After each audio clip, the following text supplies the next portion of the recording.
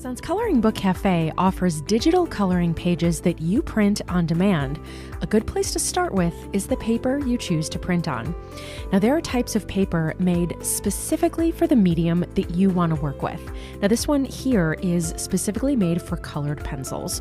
It's thick and soft to the touch, and the tooth of the paper, again, is specially designed to accept colored pencil. And no matter your favorite medium, whether it be watercolor or mixed media, marker paper, there is a paper out there for you which will allow you to achieve fantastic results.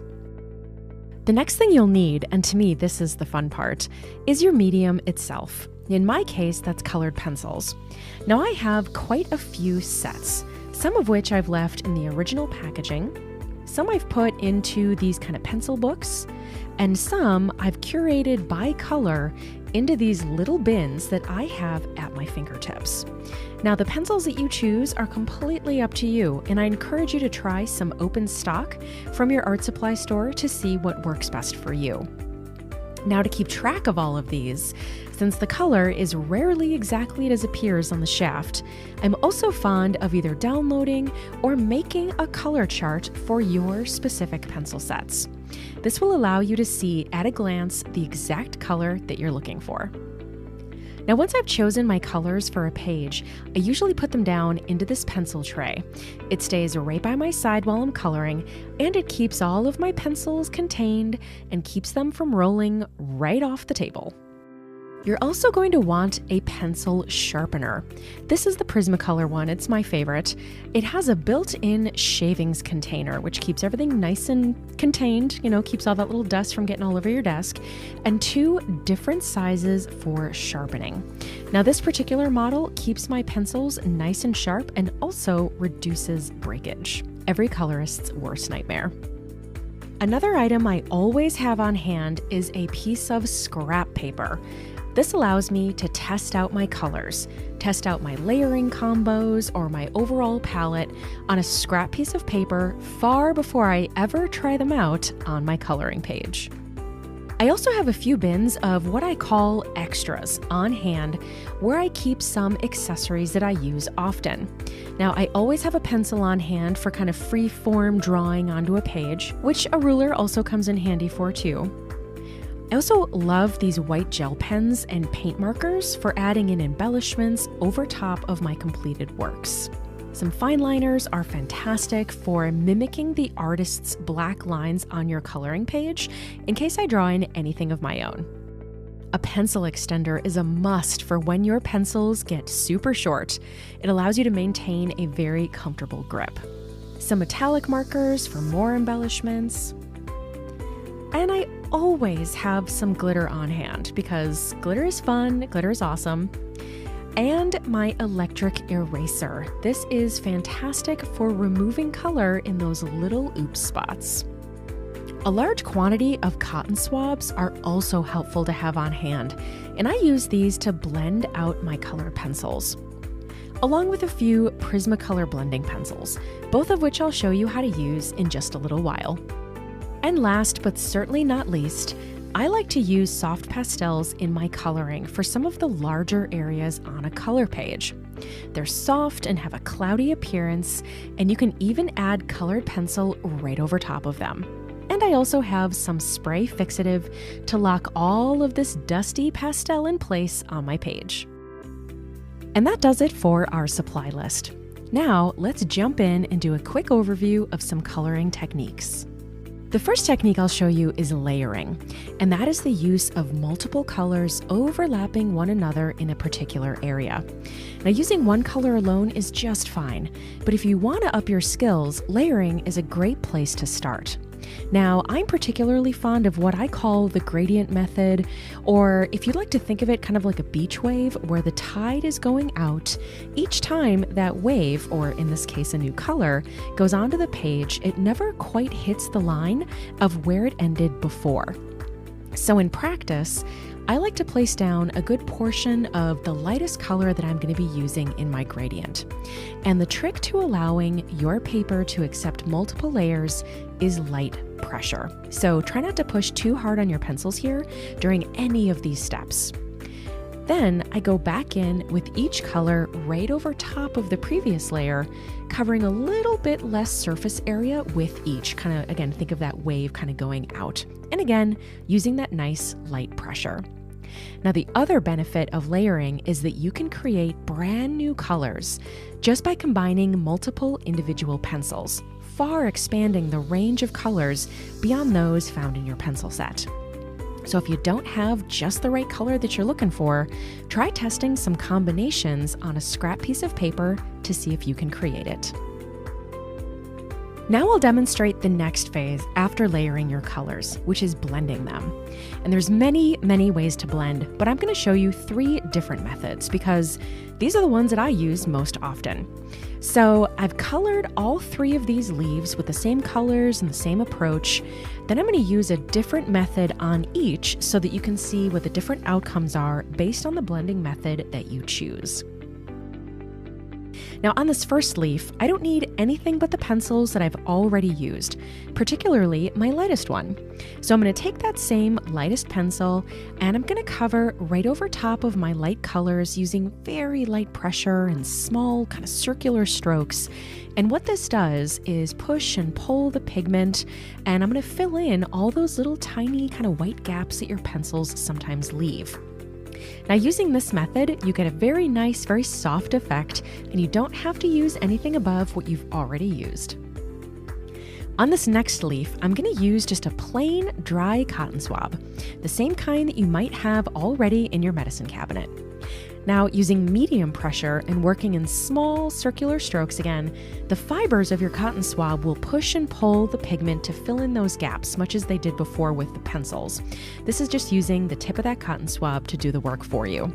Now, this is my personal preferred method, as again, it produces a very soft effect, and you can get a very large supply of these cotton swabs for very little money. And finally, I'm going to show you the Prismacolor blending pencil. It's got the same wax core as your Prismacolor colored pencils. This one just doesn't have any pigment in it. And this pencil produces a very vibrant, rich blend, but it does require a good amount of pressure to get your desired results. Now, keep in mind that it's very hard to layer over top of this method, so typically I like to blend using this pencil after I've added all of my color down first. All right, now we're going to talk about smooth transitions, and those are the areas where 2 colors meet. Now, unless intentional, you don't want that spot to be a harsh line between the 2. You want that transition to be almost seamless. So you're going to use a combination of some of the things that I've already mentioned, which are those small kind of circular or those curly Q strokes and the very light pressure, and those are going to hide your pencil strokes from being visible.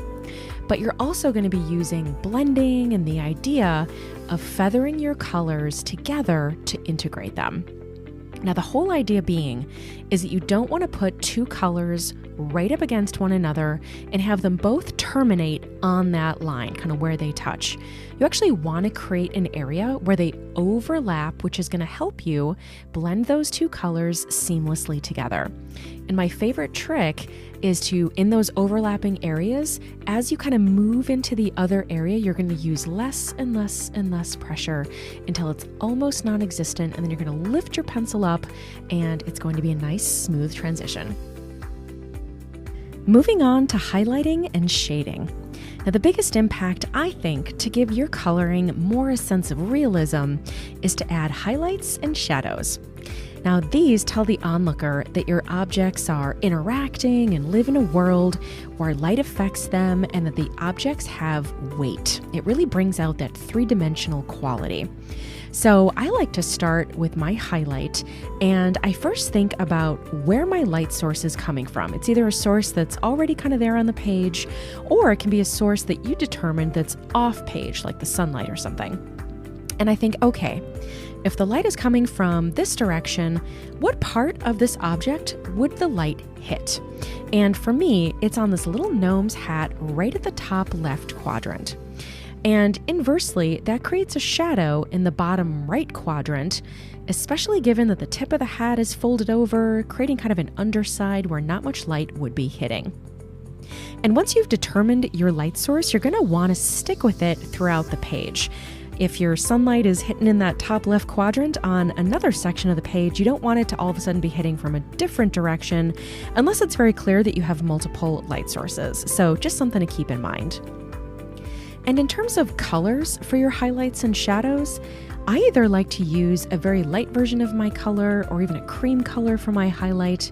And then for the shadow, I like to experiment with other colors, such as kind of the deep purple on our red here. Now you can shade with things like brown and black and gray, but you're going to get a much more true to life and dynamic blend using another color on the wheel. Another thing you can do to add a sense of realism to your work is to add texture. Now, objects are rarely flat. They typically have some kind of visual cue in their texture that tells your eyes what that material is. Now, take this stone or rock, for example. It's usually very pitted, lots of shadows from its irregular shape, and the overall color typically has lots of browns and grays in it, and it might even have some mildew or some moss growing on it because of the moisture from being close to the water. So we're going to try to mimic those things with our colored pencil. Now, you can do that with color placement as well as with your pencil strokes, such as maybe some visible hatched lines, plenty of shadows in these crevices here, and plenty of random shapes and placement with some green to simulate the moss. Now, with an object like this that is organic, it's not man-made, the more irregular or random the pattern, the better. Another fun thing to play around with is using a variety of different mediums, either by themselves or mixed together on one page. There are no rules that says you need to stick to one type per page. Feel free to utilize as much or as little on your page as you'd like. There's even mixed media specific paper that you can utilize for this purpose when you're printing your own coloring pages, which is great for use with multiple mediums. For example, I like to use metallic gel pens as an embellishment on some of my work to create some visual interest as well as a shiny texture on my page. Now, some gel pens even can be blended outward with a cotton swab, creating a very interesting appearance. Water-soluble pencils are also fun to experiment with. They go down much the same way as your typical pencils, but then come to life when you add a little bit of water to a brush to blend them out. Markers are another of my favorites, not only for their bright, poppy pigments that are easy to lay down, but I also like to experiment with adding little dots and dashes of texture with their bullet tips. All these methods, as well as many others, can absolutely live harmoniously on your coloring pages. For large areas, soft pastels are a great option. They come in different sizes, but are typically chalk-like in appearance and utilization, and can be applied in a variety of ways, either by shaving the dust off onto the page with a razor blade and then blended into the page, rubbing a cotton pad or a cloth directly onto the stick and then onto the page, or you can apply it directly to the page, just like chalk, like I'm doing here. Now, to simulate a wood color and texture, I'm going to be using 3 different pastels applied in kind of a random camouflage pattern. Then I'll take my cotton swab, or even your finger, to push and pull that pigment to cover the whole surface area that I want, blending those 3 colors together at the same time. Now, soft pastels are great for use on backgrounds or any other kind of large spot where this soft, cloudy appearance would be just perfect. Now, soft pastels can be quite messy, so keep that in mind while using these. And the pigment itself can even still migrate once you're finished. So when I'm done with a page, I like to use a spray fixative to keep everything in its place. It just takes a few quick passes and dries almost instantly. Plus, printable pages give you the flexibility to print on whatever type of paper that you want, as there's usually a special paper for the medium that you're using. Also, you can print the coloring page in whatever size you want. So maybe you want to print it half size and then kind of fold over your coloring creation and make it into a greeting card. How cool is that? Whereas you really don't get that type of flexibility with a bound coloring book. What you've learned here today is everything you need to start your coloring journey. It's a game changer in helping you master the art of coloring and reduce stress in your life. It's a key step along the way in reaching your goal. And more importantly, develop a deeper connection with your inner artist. And what you're learning in this workshop puts you on the right path to get there. Thank you so much for your time today,